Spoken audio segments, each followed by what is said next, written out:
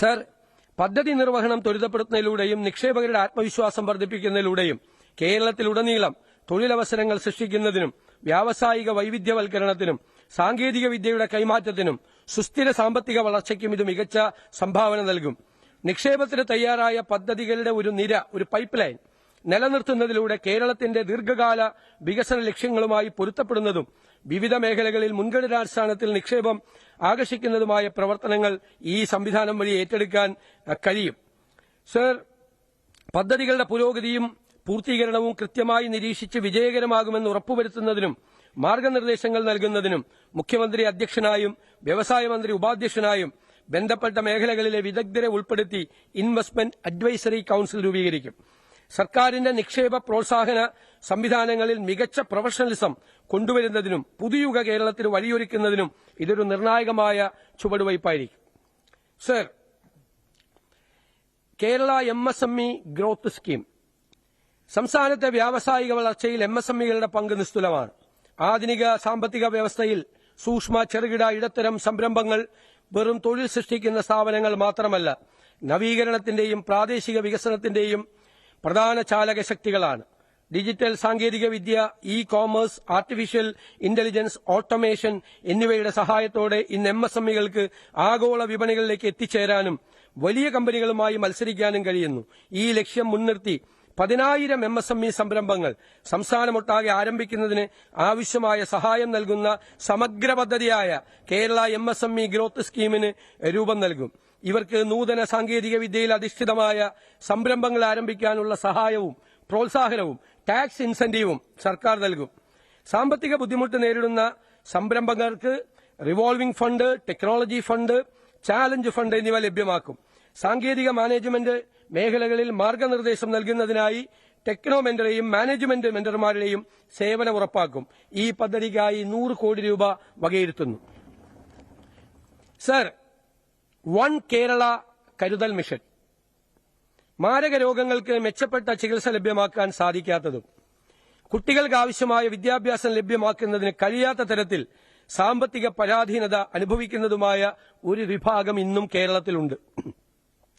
ഇത്തരത്തിൽ ബുദ്ധിമുട്ട് അനുഭവിക്കുന്ന അർഹരായ ഗുണഭോക്താക്കൾക്ക് സഹായം നേരിട്ടെത്തിക്കുന്നതിനുള്ള ഒരു സാങ്കേതിക വിദ്യാധിഷ്ഠിത പ്ലാറ്റ്ഫോമായി വൺ കേരള കരുതൽ മിഷൻ സ്ഥാപിക്കും. സർക്കാരിതര സംഘടനകൾ, CSR ഫണ്ടുകൾ, സ്ഥാപനങ്ങളിൽ നിന്നും വ്യക്തികളിൽ നിന്നുമുള്ള സഹായം എന്നിങ്ങനെ സംഭാവനയായി ലഭിക്കുന്ന ഓരോ രൂപയും അർഹരായവരിൽ തന്നെ എത്തിച്ചേരണമെന്ന സുതാര്യവും വിട്ടുവീഴ്ചയില്ലാത്തതുമായ തത്വമായിരിക്കും ഈ മിഷന്റെ അടിസ്ഥാനം. ഇതിന്റെ ഭരണപരവും പ്രവർത്തനപരവുമായ ചെലവുകൾ സർക്കാർ നേരിട്ട് വഹിക്കുകയും സംഭാവനകൾ പൂർണ്ണമായും കാരുണ്യ പ്രവർത്തനങ്ങൾക്ക് മാത്രമായിരിക്കും ഉപയോഗിക്കപ്പെടുക എന്ന് ഉറപ്പുവരുത്തുകയും ചെയ്യും. സമൂഹത്തിലെ ദുർബല വിഭാഗങ്ങൾക്ക് സമയബന്ധിതമായ സഹായം ഉറപ്പാക്കുന്നതിനൊപ്പം സംഭാവന നൽകുന്നവരിൽ വിശ്വാസം വളർത്തിയെടുക്കുന്നതിനായി ഡിജിറ്റൽ വെരിഫിക്കേഷൻ സംവിധാനങ്ങൾ, സുതാര്യമായ ഗുണഭോക്തൃ തിരിച്ചറിയൽ പ്രോട്ടോക്കോളുകൾ, തത്സമയ പൊതുവെളിപ്പെടുത്തൽ റിയൽ ടൈം പബ്ലിക് ഡിസ്ക്ലോഷർ സംവിധാനങ്ങൾ തുടങ്ങിയവ ഇതിനായി പ്രയോജനപ്പെടുത്തും. ഈ പദ്ധതിക്കായി 1 കോടി രൂപ വകയിരുത്തുന്നു.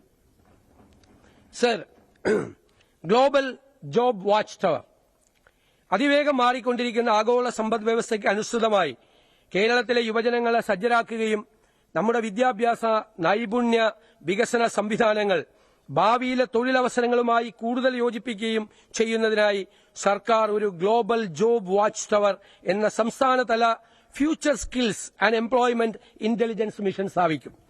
രാജ്യത്തിനകത്തും പുറത്തുമുള്ള പുതിയ തൊഴിൽ പ്രവണതകൾ നിരീക്ഷിച്ച് ഭാവിയിൽ ആവശ്യമായി വരുന്ന നൈപുണ്യങ്ങൾ തിരിച്ചറിഞ്ഞ് പാഠ്യപദ്ധതി പരിഷ്കരണങ്ങൾക്ക് മാർഗനിർദ്ദേശം നൽകി വ്യവസായ അക്കാഡമിക് പങ്കാളിത്തം ശക്തിപ്പെടുത്തി പ്രധാന മേഖലകളിലെ തൊഴിൽ ശക്തി ആസൂത്രണത്തിന് മിഷൻ പിന്തുണ നൽകും.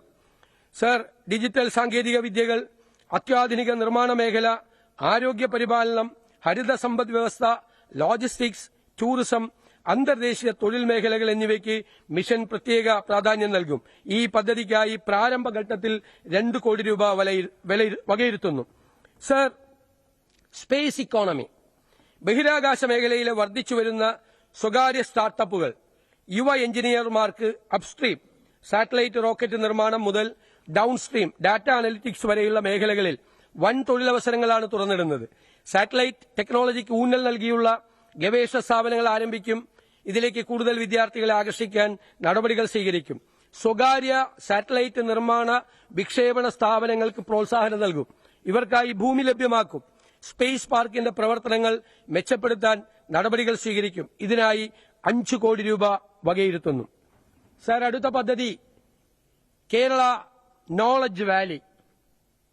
കേരളത്തെ ഉന്നത വിദ്യാഭ്യാസത്തിന്റെ ഒരു പ്രധാന ലക്ഷ്യസ്ഥാനമാക്കി മാറ്റുന്നതിനും അതുവഴി ഉയർന്ന ഗുണനിലവാരമുള്ള വിദ്യാഭ്യാസത്തിനായി വിദ്യാർത്ഥികൾ സംസ്ഥാനത്തിന് പുറത്തുപോകുന്ന പ്രവണത മാറ്റുന്നതിനും ഈ സർക്കാർ ദൃഢനിശ്ചയമെടുത്തിട്ടുണ്ട്. ഏറ്റവും സമകാലിക അക്കാഡമിക് പ്രോഗ്രാമുകൾ, അത്യാധുനിക ഗവേഷണ പാർക്കുകൾ, മികവിന്റെ കേന്ദ്രങ്ങൾ എന്നിവ ഒരു കുടക്കീഴിൽ കൊണ്ടുവരുന്ന ഒരു ലോകോത്തര ഉന്നത വിദ്യാഭ്യാസ കേന്ദ്രമായി കേരള നോളജ് വാലി സ്ഥാപിക്കും. പ്രത്യേക നിയമനിർമ്മാണത്തിലൂടെ ദേശീയ അന്തർദേശീയ സർവകലാശാല റാങ്കിങ്ങുകളിൽ മുൻനിരയിലുള്ള സർവകലാശാലകളെയും ലോകോത്തര പാരമ്പര്യ സർവകലാശാലകളെ, ലെഗസി യൂണിവേഴ്സിറ്റീസിനെ ആകർഷിക്കുന്ന രീതിയിലാകും ഈ വിദ്യാഭ്യാസ കേന്ദ്രം രൂപകൽപ്പന ചെയ്യുക. ഉയർന്ന അക്കാഡമിക് മികവും ശാസ്ത്രവൈദഗ്ധ്യവും അടങ്ങുന്ന ഒരു ഉപദേശക സമിതിയുടെ മാർഗനിർദ്ദേശങ്ങളോടെ പ്രവർത്തിക്കുന്നതും ഇന്ത്യയിലെയും വിദേശത്തെയും മുൻനിര സ്ഥാപനങ്ങളുമായി സഹകരിച്ച് ദൃഢമായ വ്യാവസായിക അക്കാഡമിക് ബന്ധങ്ങൾ സൃഷ്ടിക്കുന്നതുമാകും ഈ കേന്ദ്രം. വിദ്യാർത്ഥികൾക്ക് കേരളത്തിൽ തന്നെ ലോകോത്തര അവസരങ്ങൾ കണ്ടെത്താനും ഗവേഷണ നേട്ടങ്ങൾ സംരംഭങ്ങളാക്കി മാറ്റാനും കേരളത്തെ ഏഷ്യയുടെ തന്നെ ബൌദ്ധിക തലസ്ഥാനമാക്കി മാറ്റാനും കഴിയുന്ന ഊർജ്ജസ്വലവും സ്വയം പര്യാപ്തവുമായ ഒരു പശ്ചാത്തലമായിരിക്കും ഇതിലൂടെ സൃഷ്ടിക്കപ്പെടുന്നത്. ഇതിനായി സ്വകാര്യ സർവകലാശാല ബില്ലിൽ കാലോചിതമായ മാറ്റങ്ങൾ യുദ്ധകാല അടിസ്ഥാനത്തിൽ നടപ്പാക്കും. ഈ പദ്ധതിക്കായി 100 കോടി രൂപ വകയിരുത്തുന്നു. സർ, വയനാട് ട്രൈബൽ യൂണിവേഴ്സിറ്റിയും തദ്ദേശീയ വിജ്ഞാന മേഖലയും ആദിവാസി സമൂഹങ്ങളുടെ സവിശേഷമായ സാംസ്കാരിക പൈതൃകം, പരമ്പരാഗത വിജ്ഞാന സമ്പ്രദായങ്ങൾ, വികസന അഭിലാഷങ്ങൾ എന്നിവയെ അംഗീകരിച്ചുകൊണ്ട് വിദ്യാഭ്യാസ പുരോഗതി, ഗവേഷണം, നവീകരണം, സാമൂഹ്യ സാമ്പത്തിക പരിവർത്തനം എന്നിവ ലക്ഷ്യമാക്കി Wayanad tribal university and indigenous knowledge zone എന്ന സുപ്രധാനമായ സംരംഭം സ്ഥാപിക്കാൻ 50 കോടി രൂപ വകയിരുത്തുന്നു. സാർ, ഒരു ദേശീയ, നമുക്കറിയാം, നമ്മുടെ വിദ്യാഭ്യാസത്തെ ഉപജീവന മാർഗങ്ങൾ, സാങ്കേതിക വിദ്യ, സാമൂഹ്യ വികസനം എന്നിവയുമായി സമന്വയിപ്പിച്ച് ദേശീയ അന്തർദേശീയ തലങ്ങളിലെ സഹകരണം പ്രോത്സാഹിപ്പിക്കും. പദ്ധതിയുടെ സ്ഥാപനഘടന, നടപ്പിലാക്കൽ പ്രക്രിയ, വിഭവ സമാഹരണ തന്ത്രം എന്നിവ സംബന്ധിച്ച് ശുപാർശകൾ കൂടുതൽ വാർത്തകൾക്ക് news 18 Keralam YouTube channel subscribe ചെയ്യുക.